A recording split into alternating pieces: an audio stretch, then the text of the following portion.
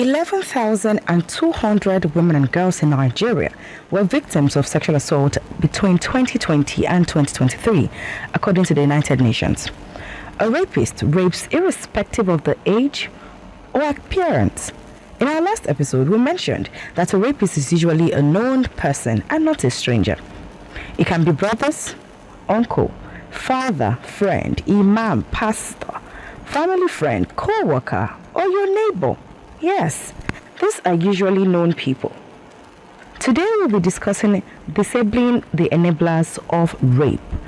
Unmasking the Truth is an initiative of St. Ives Communications in partnership with Voice of Women and supported by the MacArthur Foundation. My name is Esther Alaribi. We spoke to women in your community on how we can together disable the enablers of rape. Listen to what the women have to say. Ọ̀nà kan tí a lè gbà láti fi dá ìfipábánilòpọ̀ dúró ni pé kíjọba máa fi ẹ̀san kan àwọn tó bá fipábánilòpọ̀ ní ọ̀nà tó tọ́ àtọ̀nà tó yẹ. There you have it from the women in your community. So this is what she thinks. A survivor of sexual abuse and rape is never at fault, never. Survivors react to sexual violence in different ways, and this may impact their daily function. Some feel guilt, shame, self-blame, fear, sadness, isolation. Oh, just what if I hadn't? Oh, just what if I had stayed there? If only I did not wear that. But trust me, it is never your fault. Some suffer nightmares, flashback, depression. They have difficulty concentrating.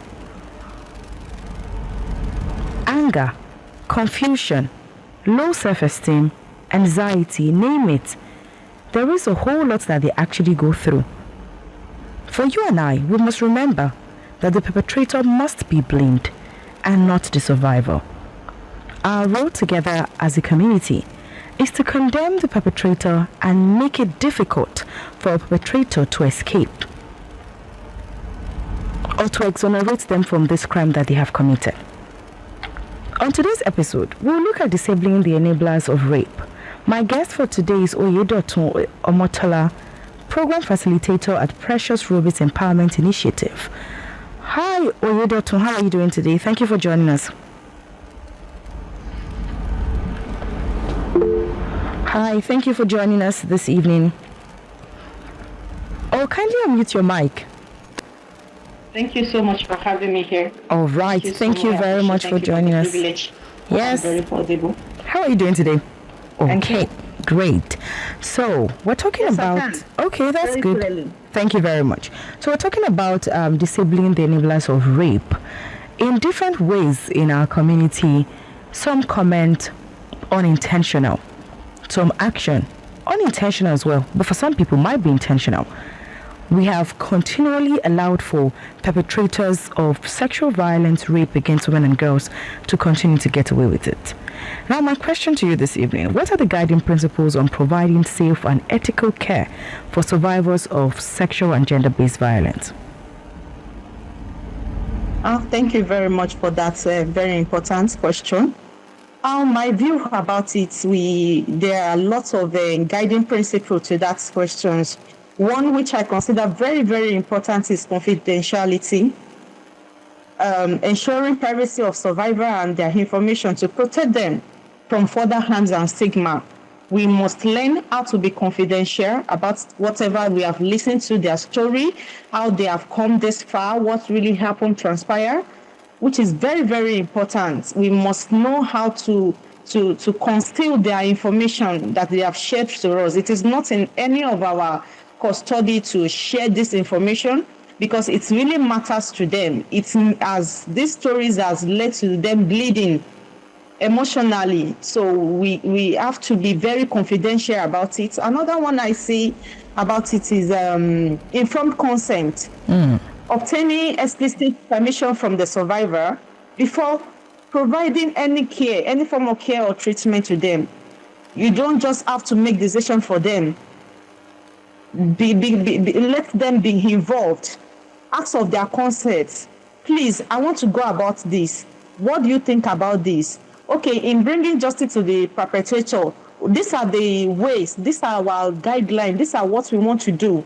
Let them give you the go ahead before you do anything, before you enter any kind of rep or care or any treatment. Let them understand their rights and options. Let them know that they have the right to stop. Let them know that, let them hear from them, carry them along. Another one that I see to it is non-discrimination. Providing care without bias. We should not be biased. Discrimination bias based on gender, age, ethnicity, religion, sexual orientations, or any form of factors. This is very, very important. Just because the other party is not in the same religion or faith does not mean that you should push them into exactly believing in your own faith. Oh, this is how it is done in my religion. This is how we want to do it for you. No, you should not force it down through their throats. Don't be biased. Don't have preference. Oh, because not only we're talking about gender-based violence, I believe that both male and the female are being molested. So don't be biased. Oh, if it is male, you know how when it comes to female, you know how very active and agile we can take situation to be. But when it comes to the other gender, this should not be norms. So we should try as much as possible not to discriminate. Another point that I see very important is empowerment, which is very, very important. Okay. Supporting survivors to make their own decisions and regain control. This will make them to be more resilient. When you empower them, skills acquisition, some of them want to go back to school. Providing them with information, resources, and support that they need. Safety, which is very, very vital. Creating a safe environment for survivor, doing an aftercare, including physical safety, funds further, and emotional support. This is very important because some of these perpetrators, we never can tell. We cannot underestimate them, what they can do, what they can be up to. So the first thing is to create a safe environment for this survivor. Okay. To say some of these perpetrators, they might even want to hunt them down, monitor them where they go to. You know, they can be mean. We never can tell. So probably a change of environment will be better. It depends on how severe the case is. Okay. But a safe environment is very, very important. Respecting their decisions, like I said earlier on, respect their decision. Oh, this is what I want. This is what I want you to do to them. This is the way I want you to help me. Okay, Omotola. So I hear a lot about survival-based approach, ethical approach in taking care of perpetrators, issues around perpetrators, survivors, and all some of the things you've also mentioned as well. Now, what about in cases whereby the survivor is unaware of all of this guidelines, or the person is unaware of their right in the things that you can push for them, and they don't want you to do it, but you know as the first responder that this is what we are supposed to be doing for you if you want to get justice and follow up with this case? So how do you get them to understand that this is what we ought to do?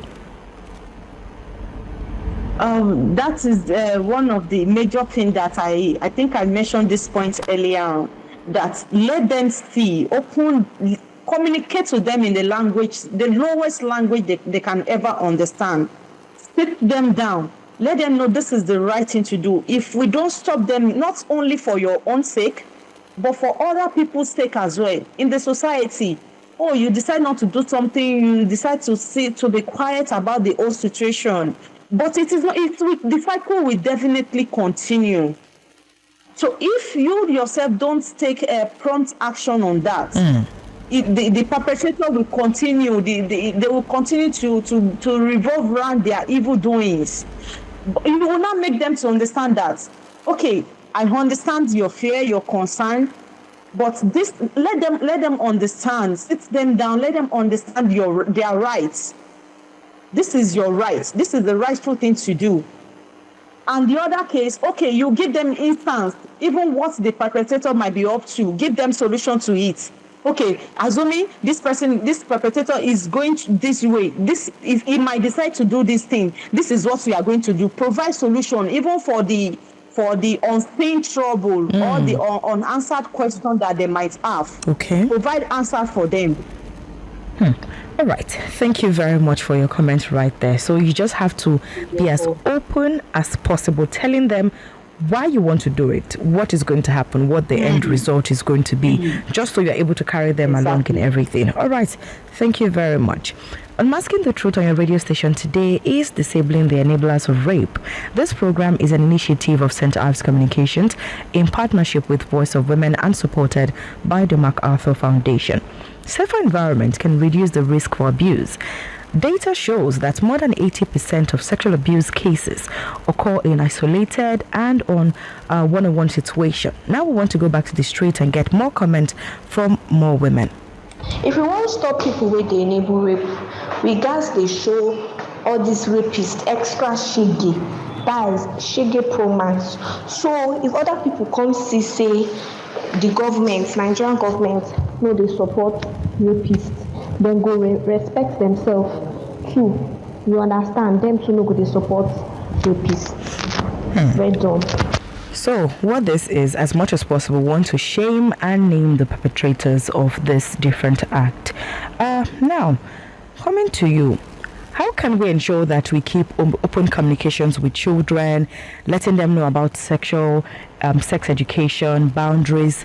Because definitely this is going to help prevent sexual abuse. Some parents still struggle with knowing what to tell what child at what age, what age appropriate information would be. What you tell a 13-year-old child is not the same kind of information you give to a 5-year-old child. But yes, they are all vulnerable to these different abuses in our community, but you need to be able to tell them what is age appropriate. So how do you advise that one goes about this?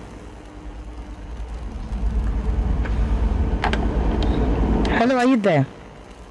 Omotala, can you hear me? Omotala, can you hear me?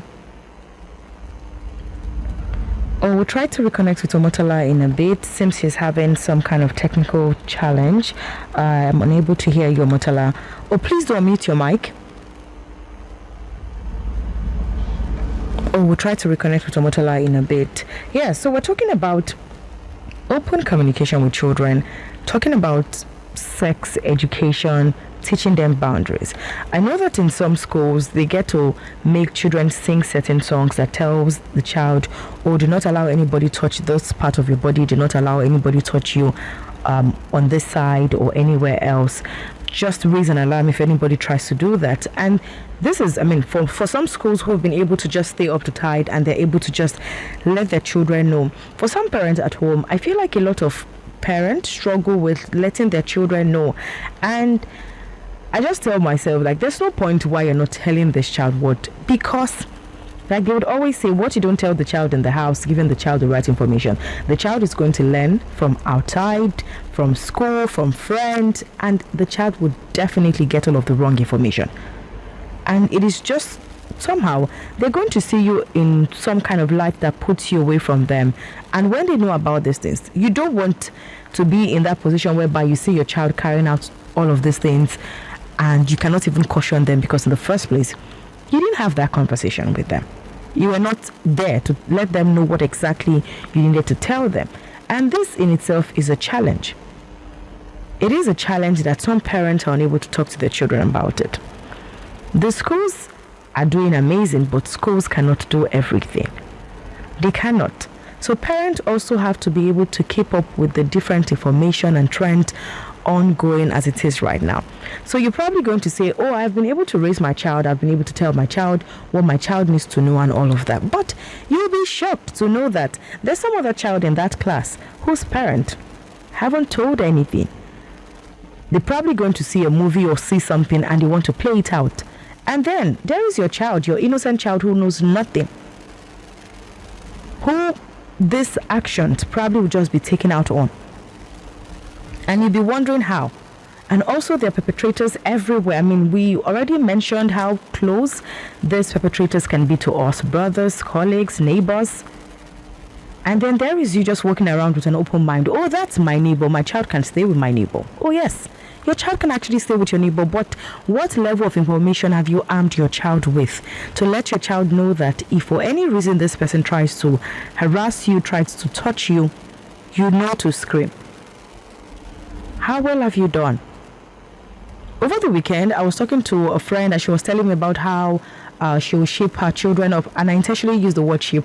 She will intentionally ship her children off to the grandmas, and just anybody can be responsible for them. They just go because I need dress. Oh yes. I mean, initially, I just didn't want to do over too much and just point out like, that's dangerous, but I still had to share. My mouth could not just stay in one place.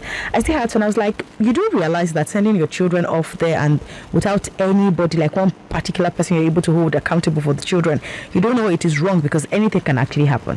When you speak to some survivors of sexual and gender-based violence, it happens in areas whereby just everybody and everyone has access to the children. And these children not knowing who is who.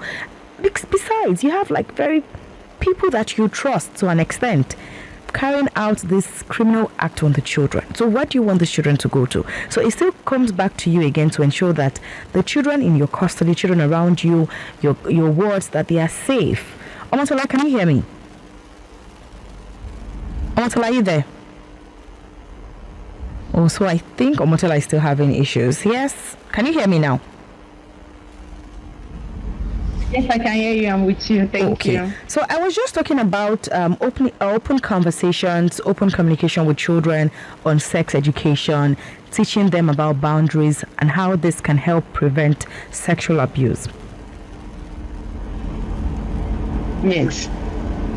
Yeah, it matters, and awareness matters a lot. Open communication helps children understand what constitutes sexual abuse and recognize warning signs, enabling them to disclose experience of abuse to trusted adults. It is very, very important. Yes, establishing trust. When children feel comfortable discussing sensitive topics with adults, they are more likely to disclose instances of sexual abuse and seek help when needed. Setting boundaries as well. Teaching children about personal boundaries and respecting others' boundaries promotes healthy relationship and helps them to recognize and respond to boundaries violations as well. When you tell them, like my niece, little ones have some song that they sing sometimes when I listen to it. Yeah, I was just talking about that. It's yes. It's their personal belonging, their private parts. There's a song like that they sing always. Whenever I see them here, I know that I like the parents and the fact that the schools right now are exhibiting and introducing this kind of thing to them, so that they will know that these places, this part of their bodies are sensitive, and it is for them to take care of it. So prevention strategies as well, discussing strategies to stay safe, such as saying no, is very, very important. Let children learn how to say no. Let them be able to Teaching children how to say no, really, that's another thing, because I mean, when you're going to be giving them all of this information, you know to let them know that at every point in time there are places in your body that nobody should touch you. Raise an alarm if anything. I was talking about the songs that you get to teach these children as well, and Omotola also mentioned the same thing.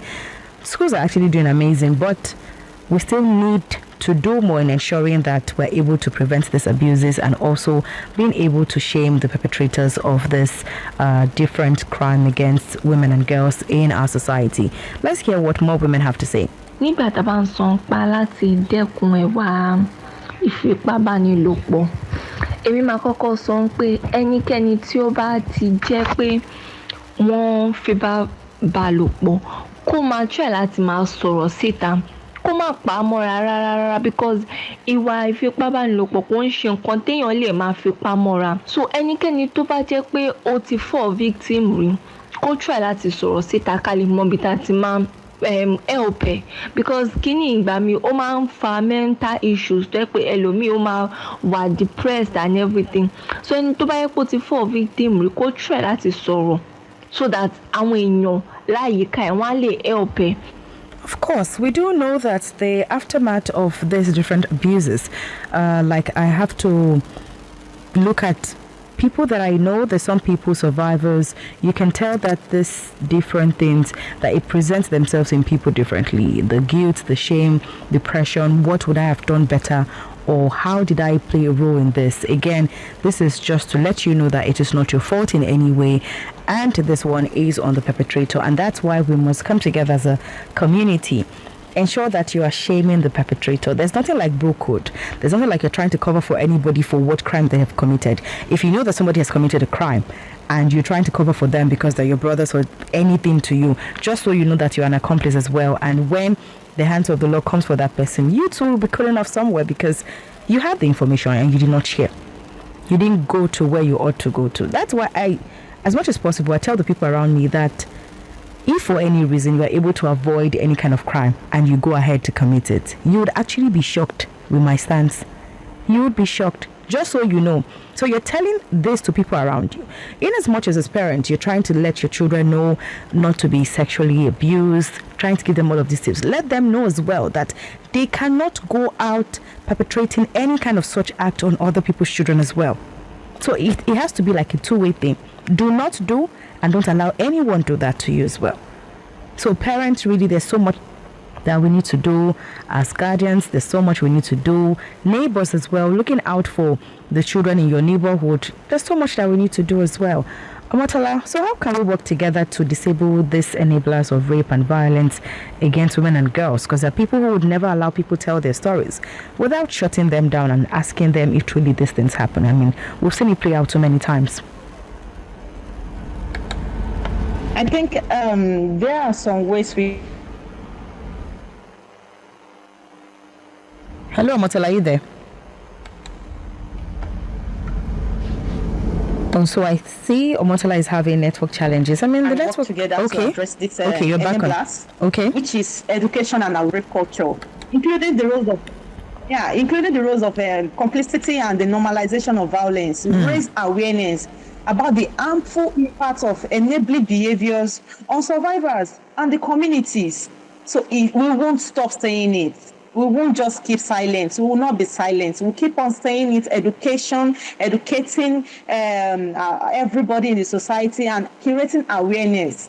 Challenging complicity. It is very important. Encourage individuals to speak up, like you have been saying. We should encourage people to speak more often.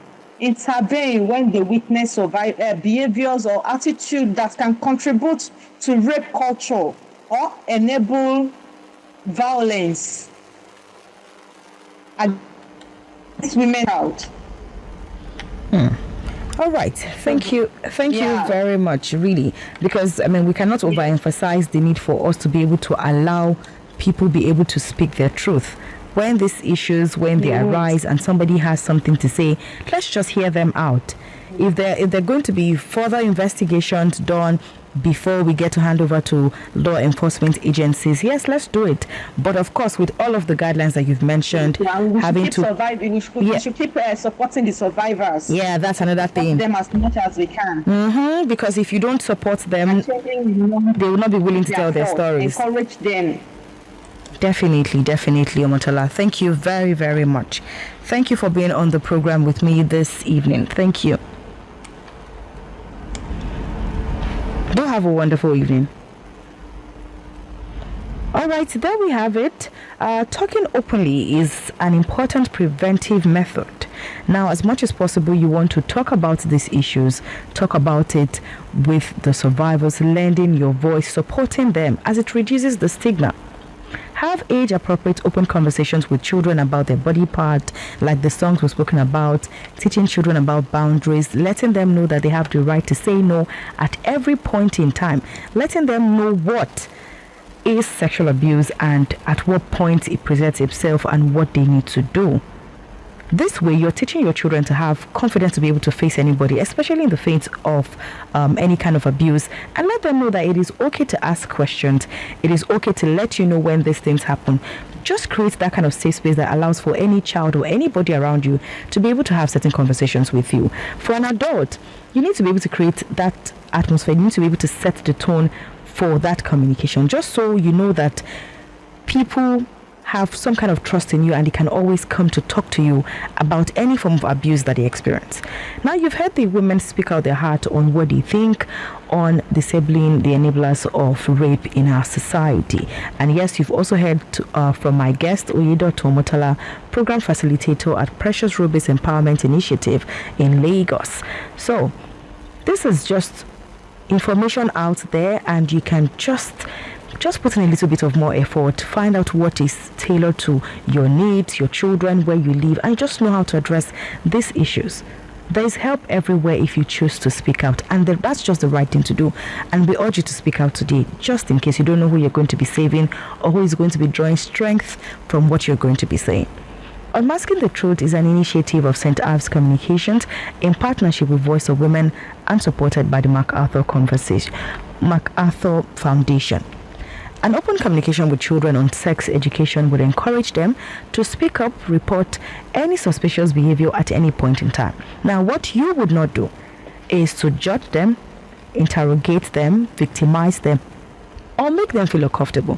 But what you would do is to believe them, listen to them, support them in every way that you can, educate them, let them know where you can take them to, where they can seek help, where they can get justice. That is what you ought to help them do.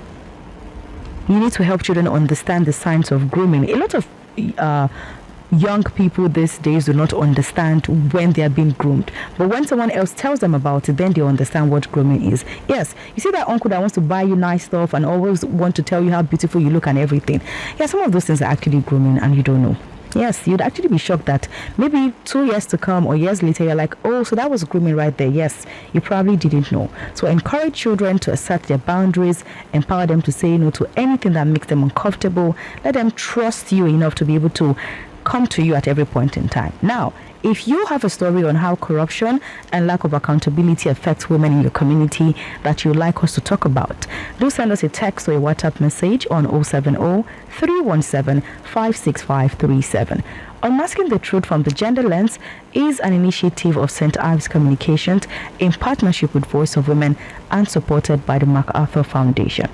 Thanks to the production team of Nafisat Abdulaziz, Taiwo Adeleye, Amanda Meneke, and executive producer Tom Okiwale Shunaya. My name is Esther Alaribi. Good evening. WFM 91.7.